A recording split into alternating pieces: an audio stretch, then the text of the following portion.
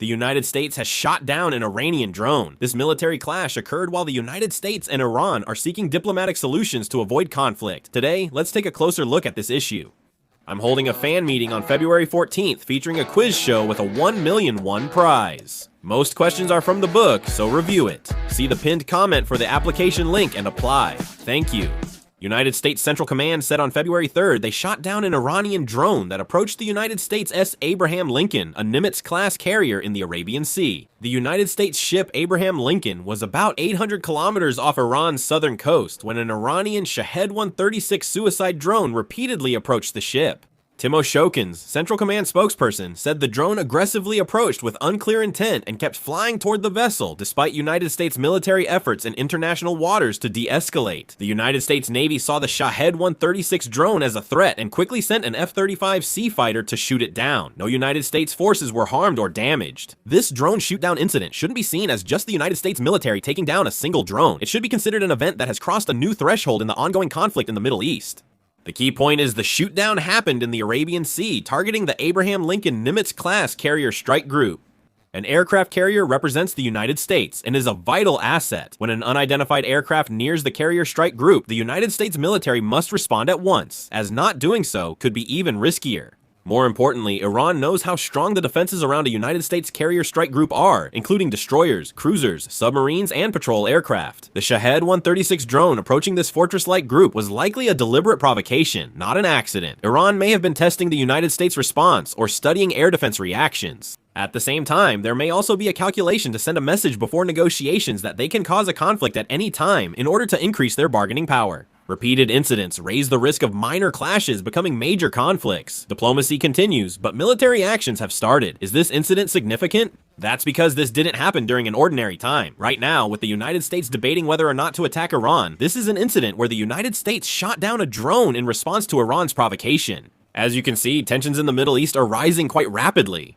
Central Command reported that after the incident, Iranian forces threatened the American merchant ship Stena Imperative in the Strait of Hormuz. At that time, 2 vessels belonging to the Iranian Revolutionary Guard and 1 Iranian Mahayir drone rapidly approached, threatening to board and seize the ship. As a result, the United States Navy destroyer McFall was dispatched to the scene to respond. The ship was escorted and sailed safely. When reporters asked President Trump about possible military action against Iran, he said he couldn't say and that we would have to wait and see.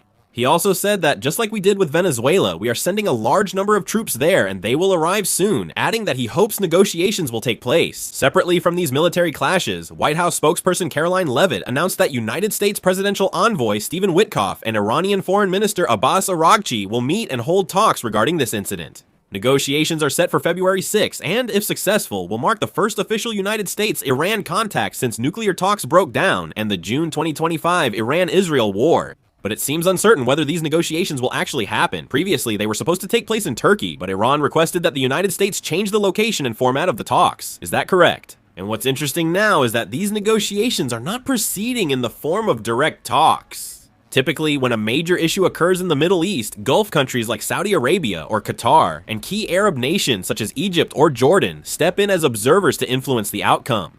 This time, Iran is rejecting that framework and insisting on direct talks with the United States, not multilateral negotiations with Arab and Islamic countries. According to foreign media reports, the reason is quite blatant. Iran is trying to limit the scope of discussions at the negotiating table strictly to nuclear issues. In other words, they only want to discuss nuclear-related topics like uranium enrichment, inspections of nuclear facilities, and lifting of sanctions. They want to exclude the missile issue and Iran's proxy forces from discussions, topics that most concern regional countries. The reason this is important is that, for the United States, while it might be possible to reach a temporary agreement that only addresses the nuclear issue, if Iran's ballistic missile capabilities and its network of proxy forces spread throughout the Middle East remain intact, the security risks will not be resolved at all. For countries like Saudi Arabia and the United Arab Emirates, Iran's nuclear missiles, drones, and groups like the Houthis or Hezbollah directly threaten their land and maritime routes. Iran's refusal to join multilateral talks and insistence on negotiating only with the United States sidelines Arab countries' interests and aims to reshape the agenda for its own benefit. From Iran's perspective, if Arab countries join the talks, it will face pressure not only on the nuclear issue, but also on missiles and proxy forces all at once. The negotiations will become much more complicated, and the conditions Iran would have to concede will inevitably increase. That's why Iran is choosing a strategy to narrow the agenda as much as possible and negotiate with the United States only on the nuclear issue. Meanwhile, the United States government is maintaining its stance to proceed with the negotiations as planned, but the atmosphere is far from a peaceful negotiating table. The United States warns that if negotiations fail, military action could follow. Their message is clear. Failure could shift the situation from diplomacy to military measures. White House spokesperson Caroline Leavitt said talks with Iran will continue as planned. Though she sounded calm, her later comments were more significant. Spokesperson Leavitt said President Trump, as commander-in-chief, has presented multiple options on Iran. This is nearly an official warning in Washington. It means strengthening economic sanctions, applying additional pressure, increasing military presence in the region, and, if necessary, even including airstrikes or direct attacks.